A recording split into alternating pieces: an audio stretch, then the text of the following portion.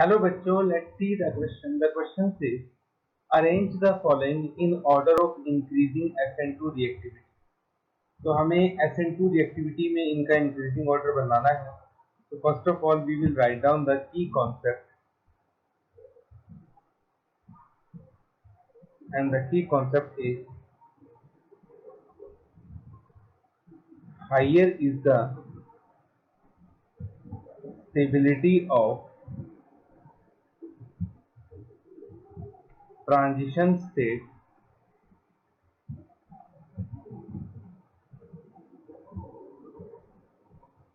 high is the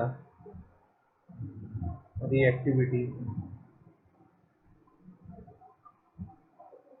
toward SN2 reaction.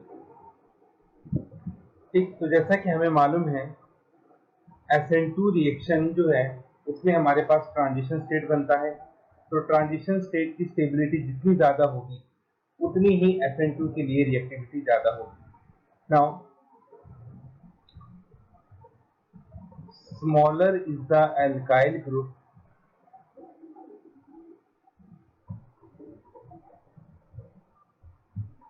High is the stability of transition state. तो transition state stable तब होगी जब हमारे पास जो एल्काइल ग्रुप होगा वो छोटे से छोटा होगा, या फिर हम इसको ऐसा भी बोल सकते हैं कि जिसकी ट्रांजिशन स्टेट में सबसे कम स्टीरिक हिंड्रेंस होगी वो ट्रांजिशन स्टेट सबसे ज्यादा स्टेबल होगी. And third, bromide is a better leaving group than chloride. ठीक, ब्रोमाइड जो होता है वो क्लोराइड के कंपैरिजन में एक बेटर लीविंग ग्रुप होता है. अब हमारे पास जो SN2 रिएक्शंस होती हैं वो होती कैसे हैं. हमने एल्काइल हैलाइड लिया. एल्काइल हैलाइड पे न्यूक्लियोफाइल बैक से अटैक करता है, X निकलता है बाहर. बीच में हमारे पास ट्रांजिशन स्टेट बनती है कुछ इस तरह से. न्यूक्लियोफाइल ने जुड़ना शुरू कर दिया और X ने निकलना शुरू कर दिया, और लास्ट में प्रोडक्ट बनता है nucleophilic product plus X negative. तो दो चीजें हैं, एक तो X जितना अच्छा लीविंग ग्रुप होगा उतनी ही रिएक्शन फास्ट होगी, और दूसरा ट्रांजिशन स्टेट जितनी स्टेबल बनेगी उतना ही रेट ऑफ रिएक्शन फास्ट होगा. अब हमें जो मॉलिक्यूल्स दे रखे हैं उनको हम एक बार लिख लेते हैं. सबसे पहला मॉलिक्यूल है CH3Cl, इसको हम मान लेते हैं फर्स्ट. दूसरा है CH3Br, इसको हम मान लेते हैं second.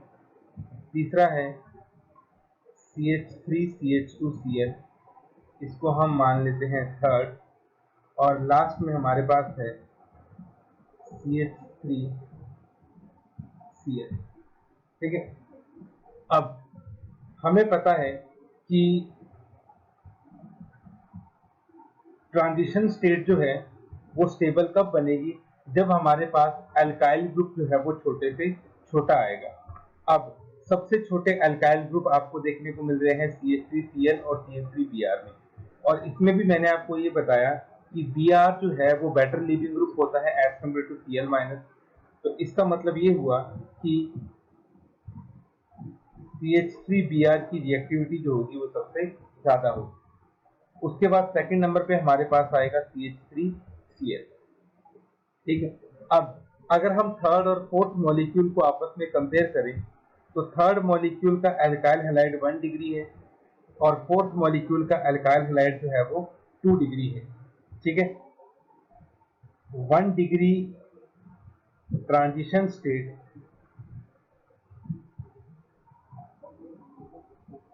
is more stable than 2 degree.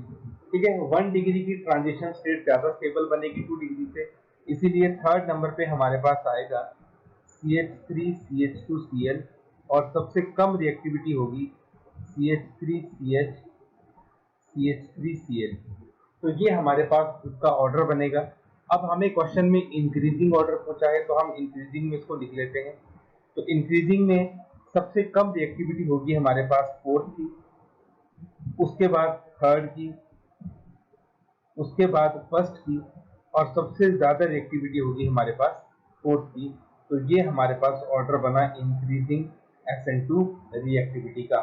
ठीक, तो सबसे ज्यादा reactivity second, then first, then third and then fourth. So this is the final answer. Hope you understood it well. Best of luck.